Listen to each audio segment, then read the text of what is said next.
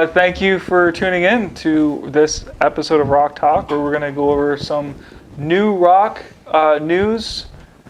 This is for kind 2022. of the April-ish edition, like end of April 2022. Yeah, this will be our second one.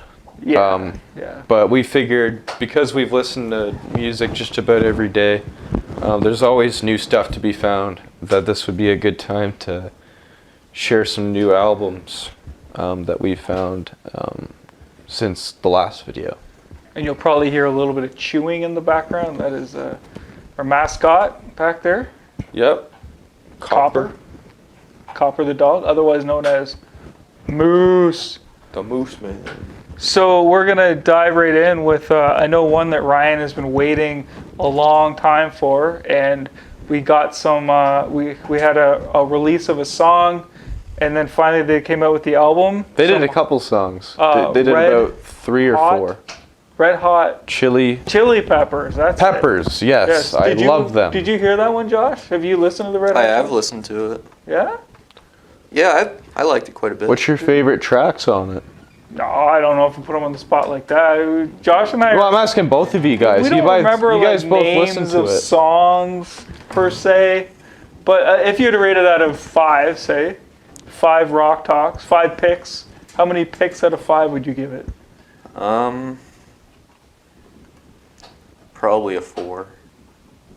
Because there's albums that I like better than that one, but it was still... But compare it to Hybrid Theory, which is for you a number 5.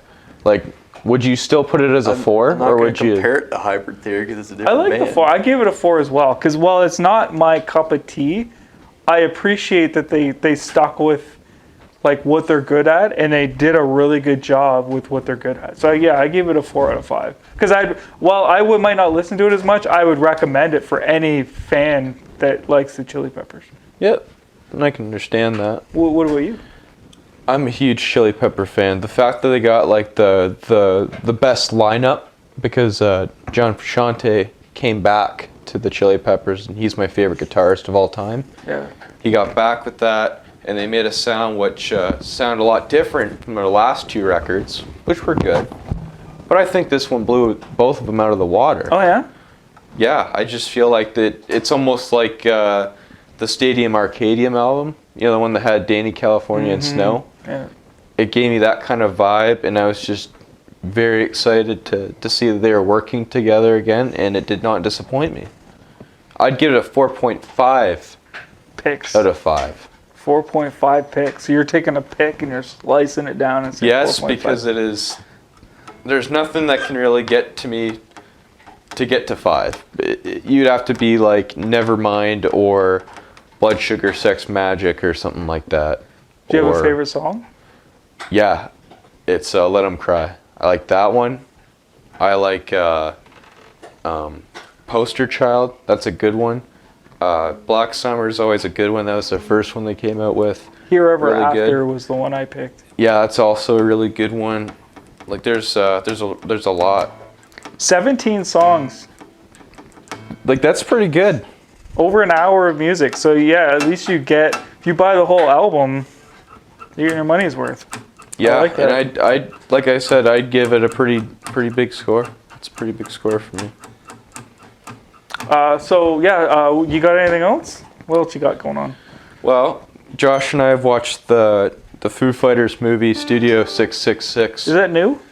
Yeah, it came out early this year. And with that, they released a metal album. You'd have to watch the movie. I don't want to give any spoilers, but I will say it came out with an album when the movie did, and I bought it before I watched the movie. So I didn't really understand why the Foo Fighters took that turn. Watch the movie, you'll get it. But it's like they went nearly Megadeth or Metallica, like early, like thrash metal stuff. And I was dumbfounded. Like I did not expect anything of it. But I'd give it, for the Foo Fighters, a good 4 out of 5. Like that was really good. They took a different turn, and I respect that. And the last thing I was going to mention was the new Def Leppard song that came out. Okay. That was going to be one of mine. I'll let you talk about that. I don't want to take that away from you. How about you you? can Just take it. go on. Just go on. I haven't heard it. Let's hear your review on it. Is it good? I think it's pretty good. So their new album that they're still coming out with songs, it's Diamond Star Halos. Yes. Yeah.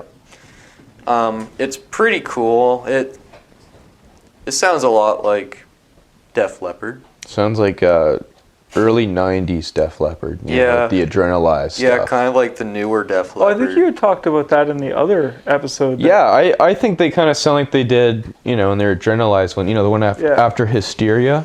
Yeah. I think they kind of went back that way for some reason, and I like it. Did you guys catch the new Aerosmith album that came out? I didn't know that was going on. Yeah, apparently this weekend was Its release date. record kind of it's like record day or something, record store day or something. I think just this I don't know, April something. But so last year they released this album, and just a few, and then everybody flocked and wanted it. So then this year they released it to everybody. So it wasn't just a limited release, and it's essentially it's like recording studio release stuff from like when they were working on their first album. Oh, okay. So early days of Aerosmith. Yeah, and I don't think I wrote down. Did you have like the songs they had, like you said, Mama Kin? Mama Kin, yeah, there's like their original, probably whatever was on their first album, kind of that stuff. And I don't remember what else it was, but it was pretty good. It's called The Road Starts Here spelled like He. Oh, yeah. Yeah, and it's 8 songs, 37 minutes. It was just released April 8th. And it was released on Record Store Day in 2021. And then they re-released it to everybody now. And I gave it 5 out of 5 because it's such a great piece of history. If you're an Aerosmith fan, you would never expect something like that they could go back that many years and pull these. It's almost like the Beatles, that new Beatles show where they went back and pulled some old footage and kind of made a movie about it. The 8 Days a Week one? Yeah, is that what it is? It came out like a couple years ago, but it's fairly recent. I think there's a recent one where it just came out and they found some. I don't know, maybe I think it was more recent than that. But anyway, it's really cool that you can go back and do that. So I had to give it 5 out of 5 because it's Aerosmith. I mean, that's their first stuff. You listen to That's the rawness, music history, and you hear they were good even when they were just kind of like practicing. They just sounded really good. So they would have been like teenagers at that time. Probably, Eh? Yeah. Josh, anything else? Yep. One of my bands, Grey Daze, they are coming out with some of the stuff that they made in the studio when their singer was still alive, and they're releasing some of their newer stuff that they were gonna do. And they're using they're using his voice from now mixed with some of the editing the voice out of the 90s so that they could get his voice into it. But Yeah, my favorite Grey Daze song is going to be released on there. yeah, Starting to Fly. Yeah, it's supposed to be really good. They released their first song, Saturation. In June, they're going to release it, right? Yeah. It's supposed to be like they're bringing back kind of like a new style of grunge is kind of what they're going for. Odd that you would go for that with somebody that you won't be able to kind of. They're keep just going trying with to, it. cut around it, try to use Yeah. what they can. Yeah. But Do you think it's gonna sound good? oh, I've already heard their one song. Oh, I yeah? think it sounded really good so far. They just took what they did from the 90s and they made it sound a little more new. Do you think there's a lot of stuff out there with him that they'll be able to keep doing that? Yeah, there and Linkin The Park. worst part is that you're so limited, though. Mm-hmm.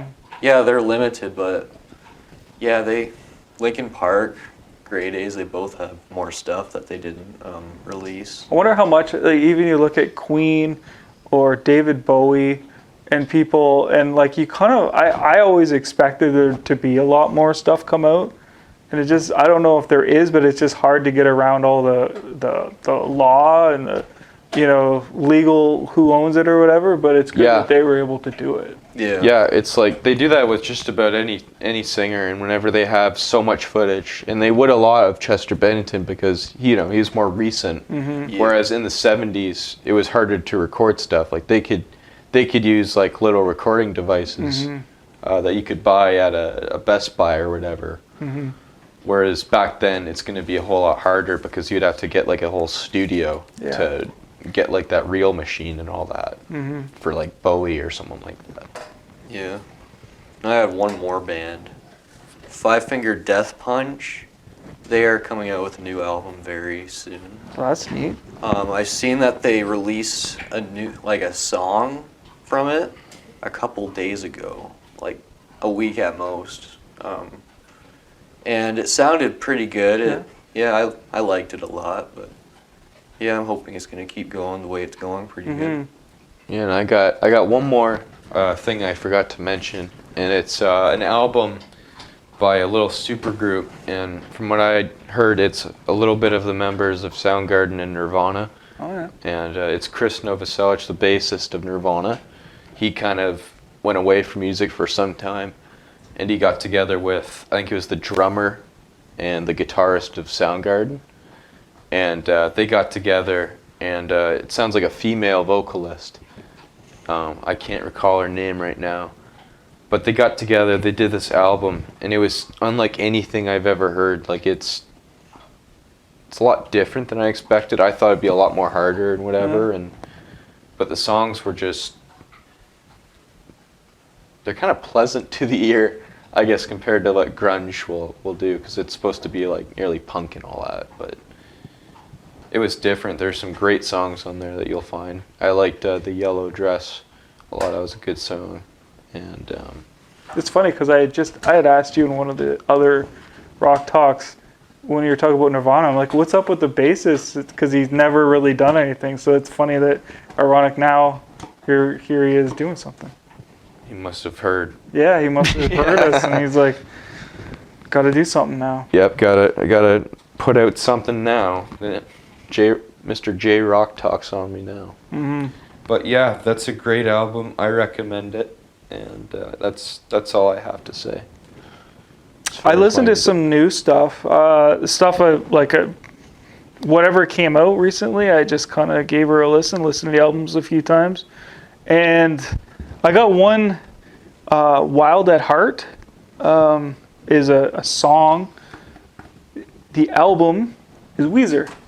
Really? Yeah, Weezer put out a new album. 2022. I don't have the exact date. Does it have the song "All My Songs Are Slow and Sad" on it? I don't know. Because I know they did that fairly recently, and I thought, man, that sounds really cool. It sounded like something that they would have done in like the time they would have done like Hash Pipe and this. I only give it a three guitar picks out of 5. I wasn't. You weren't that blown I out of the felt way? like they rushed through it. The album is called Seasons Spring, and the Seasons is SZNZ, or to enunciate better for the American viewers, Like me. Yeah. SZ.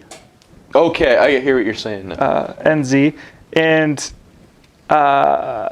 it's only 7 songs, and it's only 20 minutes long. Yeah, I don't want to say they mailed it in, but I'm kind of like, Weezer, I love you guys. What are you doing? It reminded me of Weezer's performing Beatles songs, sort of, which you would think, okay, that might be pretty good, but it just didn't, for me, it Didn't just... gel? No, it didn't. I felt it was overly themed. Like, I don't know. You can tell they're great musicians, but they just... You don't think they put their whole soul into the writing? I feel like they sat down one day and just wrote a 20-minute song, and then cut it up into 7 songs and said, "There we go." So I was disappointed with it. But I mean, for Weezer, it still sounds, they're great. So it's something sounds to be okay. excited about, though, for sure. Good background if you're music. into that kind of Yeah. stuff. But The other one I have is Fear of the Dawn. And that is an album by Jack White. oh yeah, White Stripes guy. Yeah. 2022, 12 songs, 40 minutes. My favorite song was That Was Then, This Is Now, and Taking Me Back. Kind of a lengthy song name, but Sounds like he has some past thoughts. I gave it a 4 out of 5 picks. I thought it was a good album, solid. I thought he did a good job with it.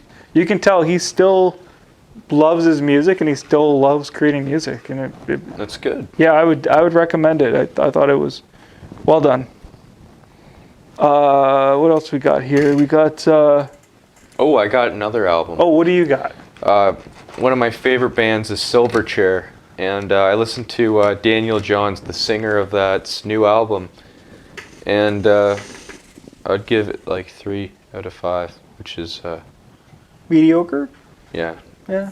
And like I liked his stuff from when he was a young kid, just with these 2 other guys, a bassist and a drummer, and they're just these young guys from Australia who, the song Tomorrow. Yeah. And they had this whole like young stardom, and they put out some good headbanging songs. And to hear that a couple years later, I was like, well, that's a very different turn. Not Do you for think me. I think some bands are almost embarrassed by the early stuff because they know maybe they felt it was easy to make, and so they get good with their instruments and they get better with their vocal range. So then they want to produce something, and they don't realize the rawness of that original is what made it so great. You know what I mean? Yeah. Yeah, and maybe that's his situation. I'm not sure. I love like his music with Silverchair. I absolutely loved. Like he put out 2 other singles with Silverchair in 2020. There's one called Pins in My Needles and Hollywood.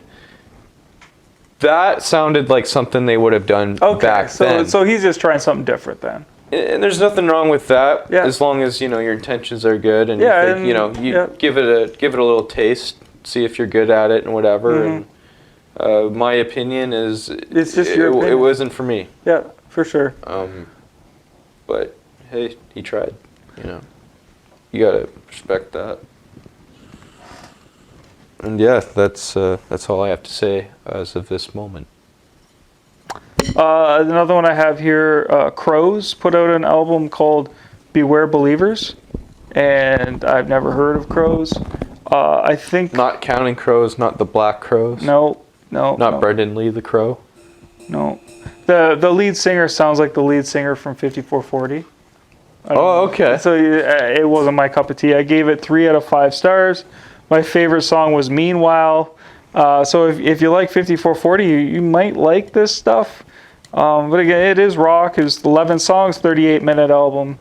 And I did listen to it a couple times. I get to listen a lot while I work. So I'm like, well, let's give her a whirl. And then the last one I have here that's recent. So that one came out. It doesn't have a month. It says 2022. But I think it was fairly recent. And then the last one, which I really liked, is a band called Axel, Rudi, Pell. I think that might be the guy's name, but it's kind of like the band. It's called Lost 23, so it's Lost and then XXIII. And 5 out of 5 picks.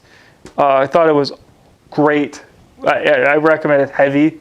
It's like layered guitar heavy, like, you know what I mean? It's Yeah. Yeah, where it's hard to explain. Like, it's not something you hear on the radio because it's kind of like that kind of Swedish rock stuff or whatever, like the foreign rock. Yeah, not British, but like just It's really outside, yeah. yeah. So It's not really your English. there's a song called "Gone with the Wind," which is a true story, based on a true story of a dog who waited for his owner at a train station. His owner went to Emily work. told me that. Yeah. She told me all about that. Yeah. Yeah, that was a movie. It ended up being a movie, but this guy wrote a song about that. Hitachi or something? Hachi was the movie, and this guy wrote a song about it, and I thought it was a really well done. So it's a 10-song, 54-minute album, and a German heavy metal band is what I have here, and so. The Lost 23, I looked it up because it was kind of an odd name for an album. So 23 is the 23rd letter in the alphabet, which is, everybody knows, come on, W. So it's supposed to be Lost World. Kind of a stretch because W is supposed to be for world, so it's Lost XXIII stands for Lost World. Weird. Tells you where the band was. You at. wouldn't get that at first. No, I don't think no matter it's interesting that they have their little like. Yeah, That's cool. yeah. That's But creative. I recommend if you want Sure. some well done metal or like heavy guitar work, I highly recommend this band. Axel, Rudi, Pell. Cool. And that is all I have. Yep. All right, I think So that ends our new news. New news. New news. New news. episode 2. New news. New news. New news. It's way funner when you say it. So that's it. That's all we got. Thanks for tuning in, and we will hopefully see you next time. If you like and subscribe, you'll know when we have new stuff. Yeah. So please like and subscribe. Have a pleasant day. See ya. New news, new news, new news. New news. That was very Chuck Berry of you.